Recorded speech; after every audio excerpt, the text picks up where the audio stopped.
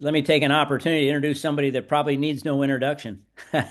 I think many of you know our Executive Director of Workforce Connections, Mr. Cody Waits, and he really can, share this purpose and really message around this American Manufacturing Apprenticeship Incentive Fund and what the role that we have here in Arkansas. So, Cody, I'm not going to steal your thunder. I'm going to just turn it over to you and let you kind of lay it all out for everybody, and then we'll follow up with some Apprenticely information about how we're teaming up and going to make it, as simple as possible for employers to take advantage of this.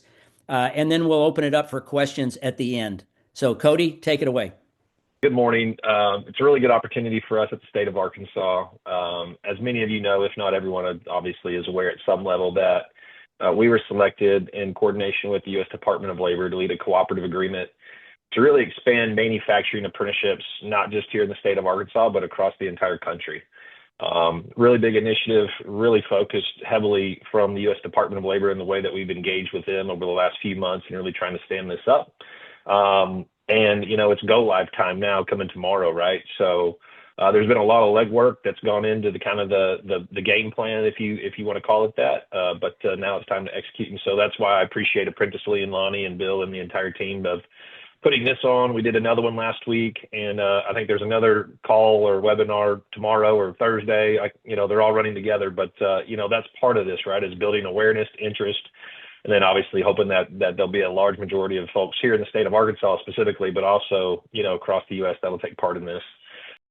Just a little bit of background again, worked with the U.S. Department of Labor. We were awarded a $35.8 million grant over a 4-year period to expand registered apprenticeships in the manufacturing industry.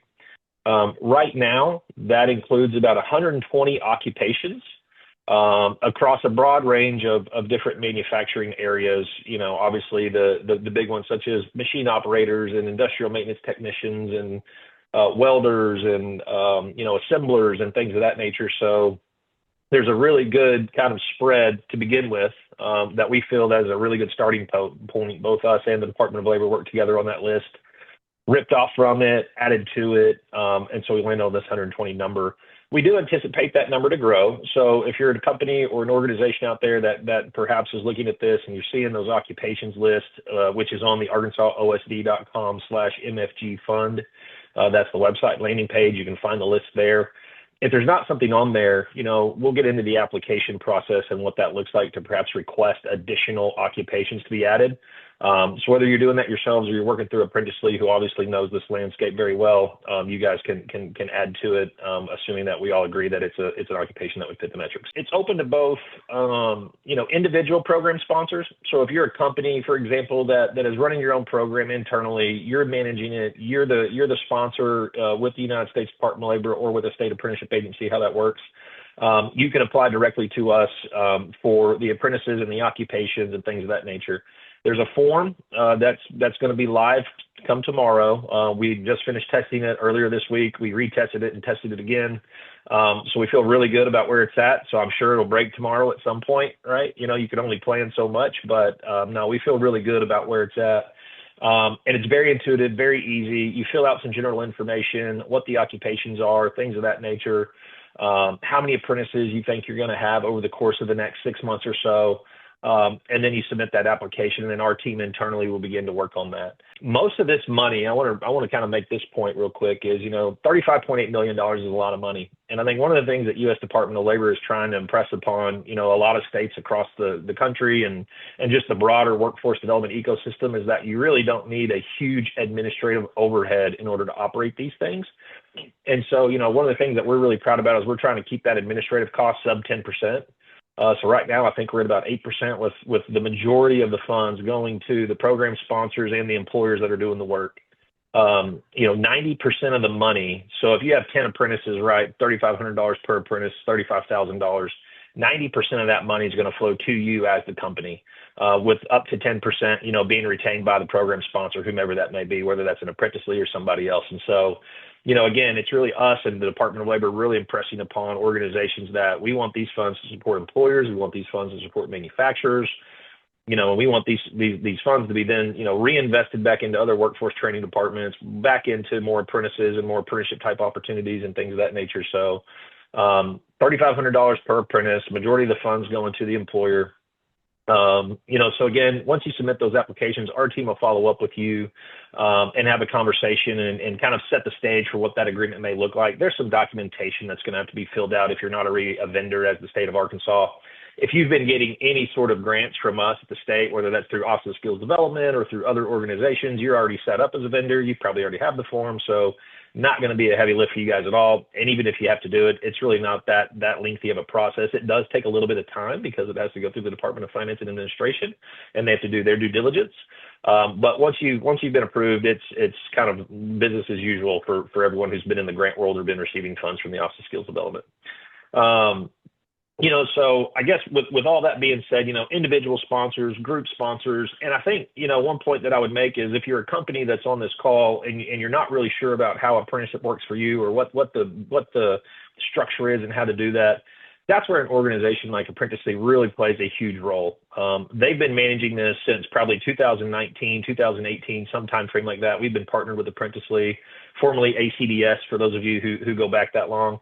In expanding apprenticeships across the state of Arkansas. They've worked with hundreds of employers and thousands of apprentices, and I don't even know what the occupation totals are. Lonnie can answer that, but I know it's probably north of 30, 40, 50, maybe 100. I don't want to be too broad there, but it's definitely a wide array of occupations and sectors, whether it's been manufacturing, healthcare, IT, energy.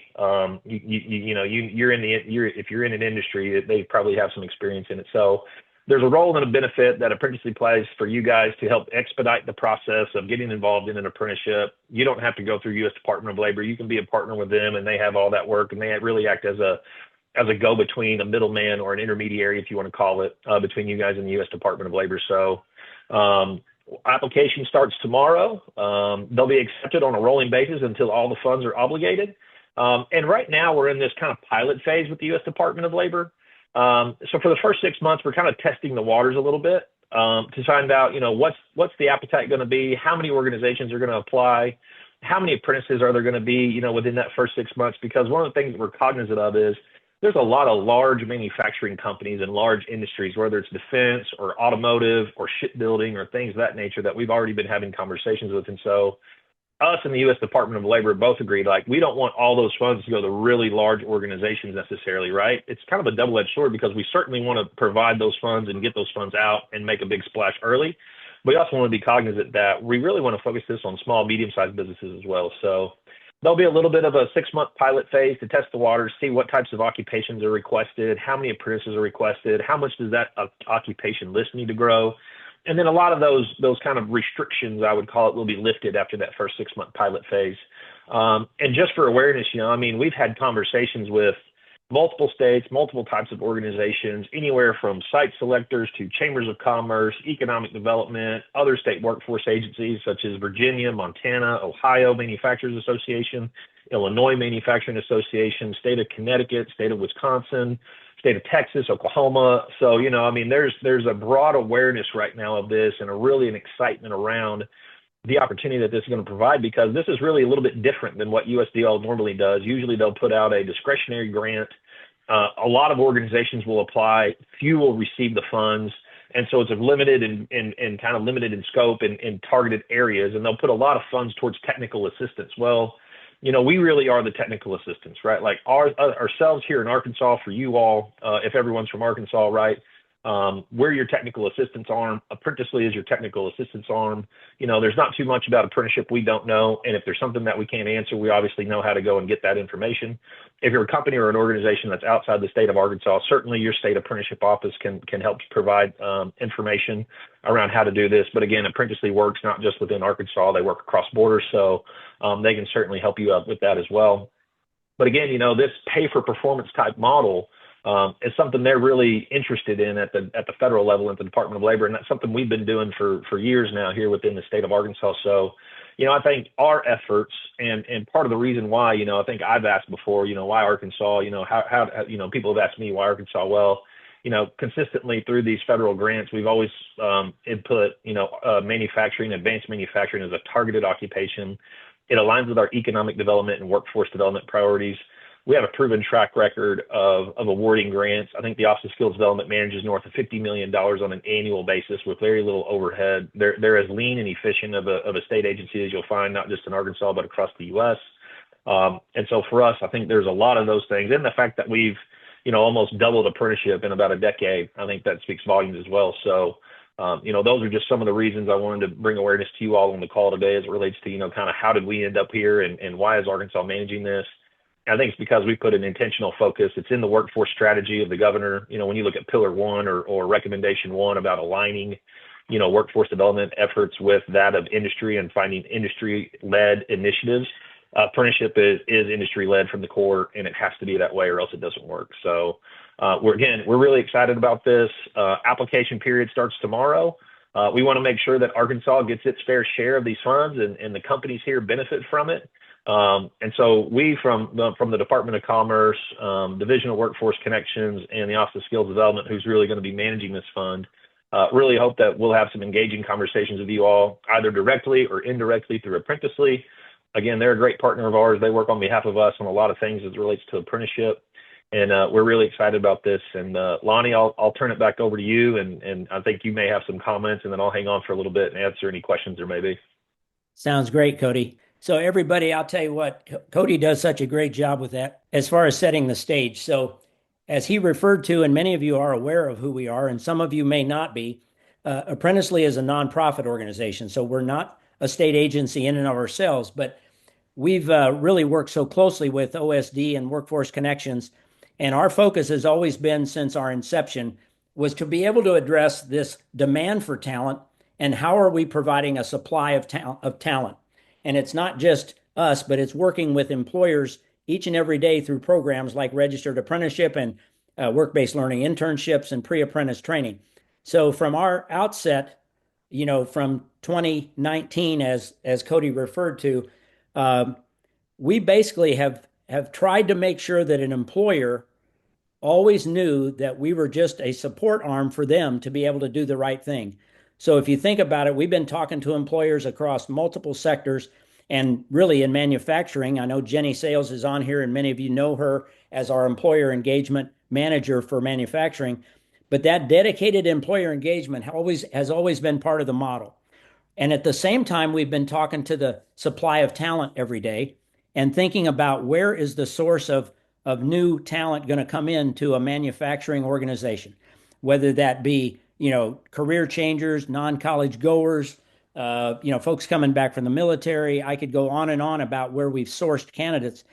But I do want to take this opportunity to make sure that in terms of this particular incentive grant, this incentive opportunity through Workforce Connections, that it isn't just for new hires, right? Remember that a big portion of your talent architecture is how do you advance employees that need to move to the next level, that need some training to be able to take on new responsibility and be promoted, that career opportunity. So remember, as we're talking about this, it's not just for your new hires. It is also for your incumbent workers. Think of an advance and replace strategy that really is almost a succession management plan. But back to what we do in terms of employer engagement, we find out what your demand is. As Cody mentioned, we do have over 85 occupations already registered with the Department of Labor. That's going to make this process simple. So thinking about where you are, if you're already a sponsor, then I think Cody spoke to you directly and said, you may not need an Apprenticely to help you. Maybe you still might. And there's been several organizations that have seen the amount of administration that is involved and know that we're already set up to do that for an employer. And so we're taking those obstacles off your plate so that you can focus on, really the right talent in the right seat to be productive and stay, right? That you would have a great retention strategy. We also, besides being the U.S. Department of Labor sponsor, doing all that administrative paperwork, registration, and tracking, we know that to do a registered apprentice program in any company, small or large, one at a time, or 10 or 20 in a cohort, that it's a project to be managed. And so early on, we identified that we wanted to give that employer a project manager, somebody that can shepherd them through the process from beginning to end. And that's really meaningful, right? There's more to that USDOL sponsorship than just paperwork, right? There's the liability and responsibility for an apprentice all the way through. Should you happen to hire somebody that didn't work out, we're going to take that responsibility. You're the employer who needs to stay focused on that position getting filled and being productive. So we have a project manager for every company. We also have this talent development team that's been with us since day one, focusing on where is the sourcing of talent. Now, we don't replace your recruiting, but we certainly can supplement your recruiting. So an apprentice can come in, and they're not just an apprentice because Apprenticely found them. They're an apprentice because you're going to put them through this great training program. And now with this incentive, and I'll explain a little further, and I know Cody's going to address this more maybe in the questions, but this incentive is to be used by an employer for no matter what you need. It could go to wage, it could go to stipends, it could go for training, which is what most times the grant funding has gone to, is to help offset the cost of your training.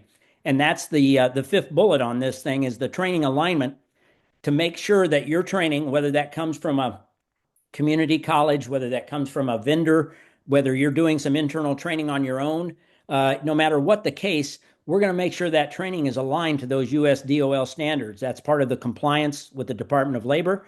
We play that role. We make sure that everything is going to be successful. And it really, I won't say guarantees, but your high probability of success for your apprentice is tied to this continuation. Not just that they make it for the first 90 days, but that they successfully get their national credential, that you can be assured that they're a master of what they needed to be trained on, and they eventually become your mentors and your masters of the future, which is a really talent pipeline issue that we want to make sure every company can identify with. And then finally, the braided funding for financial support. So we've been working with OSD since day one to get some additional state funding to cover the cost of training. Now, we've coupled that with some other federal grants that we've received and some private foundation money that we can receive because we are a nonprofit. But think about this situation. Now you've got this new incentive, right? This $3,500, or in the case of you being a new employer and we're going to be your sponsor, it's $3,150 is coming to you per apprentice within 90 days or after 90 days, really no questions asked. And in addition to that, there is going to be the ability to get additional training dollars to support your RTI, which is that related technical instruction that really accompanies the apprenticeship, between getting classroom training, which is what that is, and then the mentoring and the application on the job training. That's the magic of the apprenticeship. So, I'm not going to take a lot of time with this, but I think many of you do know what a registered apprenticeship is. But for those that don't, very quickly, they are employed first day full time, right? It is a full time employee program. It's employer driven, so it's driven by the employer, who knows what their demand for skills are. It has the structured on the job training that coincides with related instruction. There is two pieces that are very important for you to know. Every apprentice that completes successfully a registered apprenticeship is going to need to get what's called a reward for skills gained. That's one pay bump. That's at your discretion. It's something that you would probably do anyway, as somebody has mastered or demonstrated mastery of their material and their ability on the job. But that is something that is guaranteed through the apprenticeship. And then they are going to receive a national occupational credential. We say it's portable. We want employers not to focus on the fact that it's portable, because guess what? They're going to stay, right? Because you're giving them increased opportunities. But those are the five components. And here's the benefits, really. And I can safely say this, being involved in apprenticeship for more than 20 plus years now, is that as an executive, I want you to think about the fact that this is a grow your own model.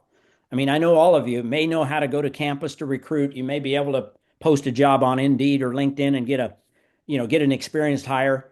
You might convert a contractor every now and then.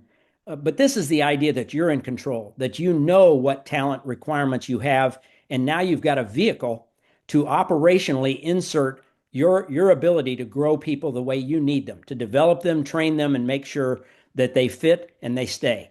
The average retention rate, and this isn't just a national number, this is our number now at Apprenticely after 5.5, 6 years. 84% retention rate is incredible. And that's what happens when you invest in your people and you invest in apprenticeship. the ROI, difficult thing to calculate with everything involved. But, within 12 months, you're getting whatever investment you had back. And add on top of that now $3,150 that you got as an incentive to actually get started. And I just don't want you to miss that point right now, the perfect timing. And then that national credential that is really meaningful for your person, for your employee, for your apprentice. So, in trying to summarize, you notice that Cody said, and we put a list in the chat of the 120 occupations. Here's just some of those that we've already got approved that may be on your radar. This is just a sampling of some of those, but by all means, you need to be thinking about where is your demand? Where's your pain point in terms of what you've always thought you needed to have a training program for, or that you already do. I'll bet you many of you are this close to already having a registered apprenticeship program in place already. We can help you with that. We're going to make it simple for you to be able to get this thing started because we've handled all the paperwork with the State Office of Skills Development. So that's already done. Every one of you that's never done this, the only paperwork you're going to have is an Appendix D employer agreement. That's really one that says you're going to be the employer of record and you're establishing Apprenticely as your sponsor. It's that simple, right? And then you're going to be able to take advantage of all the things that we offer to you. And I know many companies look at me and say, Lonnie, this sounds too good to be true. What's the catch? There is none. We're not selling you anything. We're informing you about how this can work so smoothly between a state office of skills development, a program that has funding available, an organization like ours that enables you both financially, strategically and operationally to do this, and then what your role is and what the role is of the training provider, right? It's very clear that if everybody plays their role, this can be so successful and already has been for more than 250 companies in the state of Arkansas.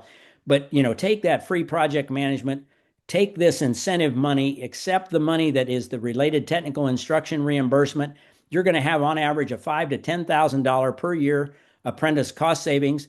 There is a state tax credit of $2,000 per apprentice as well. Now, there's a cap on that, but the point being is that for those of you who are just getting started, there is definitely a financial, opportunity here for you to clearly understand, as well as an operational one. And if you look at your whole organization, incumbent workers advancing, new hires coming in and be fully equipped and trained, it is a strategy.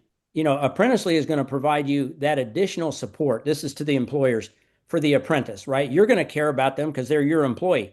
But just know that you've got that additional support of somebody, the project manager, the team that's going to be staying with them to ensure success all the way through this so that they become that master, that productive apprentice turned journey worker.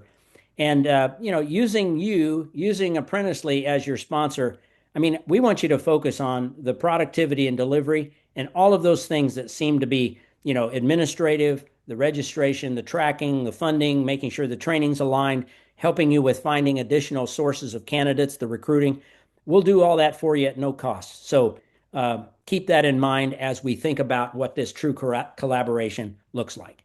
So with that, I'll leave with the final thing here. Jenny, your information for anybody to contact you. But I do want to open it up for questions. And Cody, I know you're still here to be able to respond to these questions. I did get one question about if I could share this slide. So I definitely will share with Jonathan and anyone else that's interested. Um, we can share that as well. One question I often get, Lonnie, is how do I determine what appendix to use? Like, how do they determine what apprenticeship? And here's one, how does Apprenticely receive funding to provide these resources? Great, Bert. That's a great question. Thank you. You guys at Newlyweds, I know were this close to getting started a while back. And Bert, if I'm not mistaken, you're thinking about this potentially nationally. Here's how that's going to work. So, as you would get your apprentice started with us as your sponsor, right? We're going to have everything set up to where you pick that occupational standard, whether that's for industrial maintenance, the procurement specialist. You had some other roles that you had talked about. But what would happen is once they get started in that apprenticeship, we're going to register them with the Department of Labor, right? They'll have a RAPIDS number that gets them identified. And Cody, you didn't mention that RAPIDS earlier, but that is the system of record for the Department of Labor and for Workforce Connections. After the 90-day period, when we guarantee that that employee is still, that apprentice is still there and still actively pursuing this apprenticeship, we're going to submit that to Workforce Connections, the state of Arkansas, and they're going to submit a check back to us within, say, a couple weeks, 15 days, for $3,500. And Bert, what's going to happen is we're going to send immediately 90% of that $3,500, which is $3,150 per every apprentice that you've registered through us. And we're going to send you that check immediately. And that check is open for you to think about the fact that you can utilize that in ways that is most needed for your organization. Maybe you reinvest that in the program. Maybe you put it towards some training. And we can couple that with some of those other sources of technical instruction reimbursement. But you've got those options, and that's how that check is going to come to you after 90 days of that registered apprentice being on the job. Hey, Lonnie, there's a couple others. We have one that from Zach asking about the DOL release. It looks like as one of the occupation, electrician isn't eligible, but I see electrical technician and maintenance electrician based on the ONET SOC codes on the list of approved occupations. Yeah. Cody, you want to take that first? Yeah, I mean, I think this comes back to, the delicate balance in this initial pilot phase of, what crosses over from construction and manufacturing between ONET codes, RAPIDS codes, and all these things. And so I think there was a discussion around the fact that the more residential electrician, wouldn't necessarily fit the mold for what we're trying to do here as it relates to manufacturing, but there are industrial electrical apprentices and things of that nature. I know there's companies here in the state of Arkansas that are leveraging that industrial electrical instrumentation apprenticeship program. So I think really that's kind of the fine line that we're trying to balance right now, is ensuring that, the occupations that are currently approved does have some flexibility to grow. But that electrical work really does have to be in an industrial type setting, working on equipment, machines, and the connectivity and things of that nature versus more of the just general residential aspect of it. Very good, Cody. I don't need to add much to that. That's been our role, right? We have not really at Apprenticely done trades and construction or licensed trades. Zach, I know you know the organizations out there that have done that in the trades and construction space, but in the manufacturing space, for anybody on here representing that industrial base, as Cody mentioned, there's quite a number of roles and occupations that are on that approved list that have a whole lot of electrical, mechanical, a lot of things that are required, but maybe not to be a licensed electrician necessarily. I know Lonnie kind of touched on it a little bit earlier too, but we want to make sure that companies in Arkansas, I don't know how other states are going to manage it. We've been having this conversation with them, but again, Lonnie touched on it, but we do have funds that support apprenticeship training today.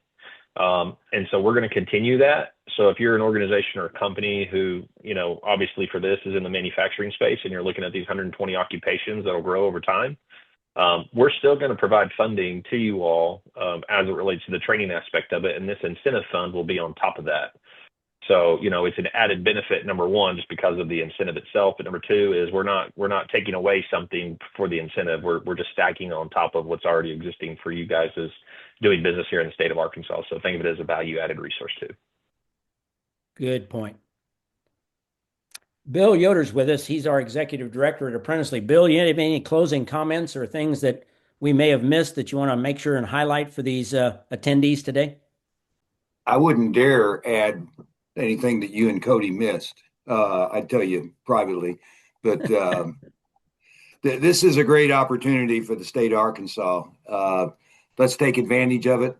And, if we don't enter your application tomorrow, we'll talk to you in the next 30 days and enter it then. So, I'm looking at all the names here. I hope we hear from each and every one of you, because there's some great companies represented here, I'm sure. And there's a few of you that maybe I'm not even sure who you're with, but it would be great to have a follow-up so that you can learn more and take advantage of this. Cody, any closing words? No, I mean, I think Bill kind of mentioned it, which is, again, we want to make sure that Arkansas companies and Arkansas organizations have an opportunity to participate in this. We have the pleasure and the honor of serving as the administrator of these funds on behalf of, the administration and the U.S. Department of Labor. And so we're going to make sure that this is a success. We have a lot of marketing materials that are going to be coming out, through various social media channels and things of that nature. We hopefully will add you all to that list so that you don't miss anything. But again, these funds, it's 35.8 million, and it's a lot of money, and it sounds like a lot of money, but we have a belief that it's going to go really fast. Just because of the conversations we've been having with the organizations and the industries and the companies across the U.S. and how many apprentices we have currently. So, get in early and often, and we hope to be working with you all very soon through this incentive fund. So thanks, Lonnie. You bet. Well, Absolutely. Cody, Bill, Jenny, Clint, thanks for everything. For all of you who joined us today, I hope you're inspired. I hope we're ready to take some action, and look forward to our follow-up conversations. So thank you and have a good morning.